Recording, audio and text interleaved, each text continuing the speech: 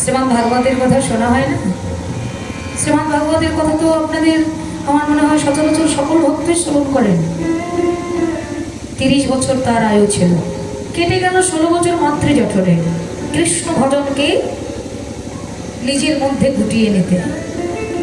16 বছর পর পৃথিবীতে আসলেন, মাত্র 14 বছর ধরে কৃষ্ণ ভজন করলেন, বাইরে ভক্ত সঙ্গ করলেন, সাধুদের সঙ্গ করলেন, বৈষ্ণবের সঙ্গ করলেন, রাজা পরীক্ষিতকে জ্ঞান দান করলেন। তা তার 7 দিনের আয়ু, 7 দিনের মধ্যে যেইটুকু সম্ভব তাকে দান করতে হবে।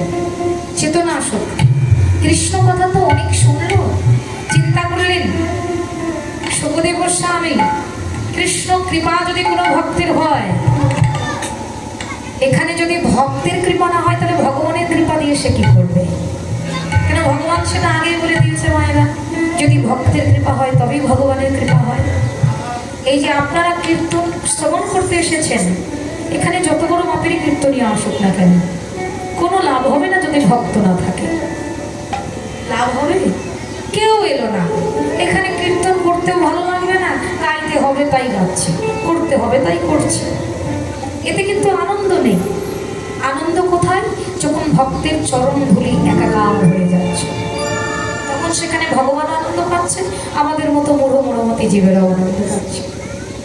এখানে ভগবানের আনন্দটা, বড় আনন্দটা হলো ভক্তের চরণ ধুলার মধ্যে।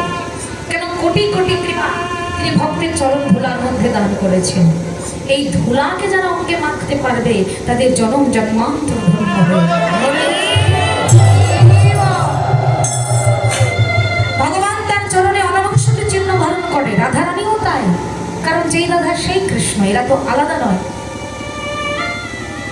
চিন্তা করলেন প্রেমময়ী শ্রীমতী রাধা ঠাকুরানীর কথা, যদি রাজার কর্ণে প্রবেশ করিয়ে দিতে পারি তবে মুখ্য চেতনা আমি তাকে দান করতে পারবো, আর মুখ্য চেতনা তাকে দান করতে পারলে আমারও জনম ধন্য হবে, রাজা পরীক্ষিতেরও জনম ধন্য হবে। এটা হলো শ্রীমদ্ ভাগবত মহাপুরাণের কথা। শ্রীমদ্ ভাগবত মহাপুরাণে রাধারানীর নাম লিখিত নেই, কেন জানেন? এই রাধা নামকে স্মরণ করতে গেলে শুকদেব গোস্বামী 6 মাস অজ্ঞান হয়ে থাকতেন। যেই বলতে গেলেন যে আজকে তোমায় এমন একজনের গুণ শোনাবো, যার গুণ শুনলে তুমি তোমার সমস্ত চৈতন্যের কথা ভুলে গিয়ে কেবল কৃষ্ণ ভক্তি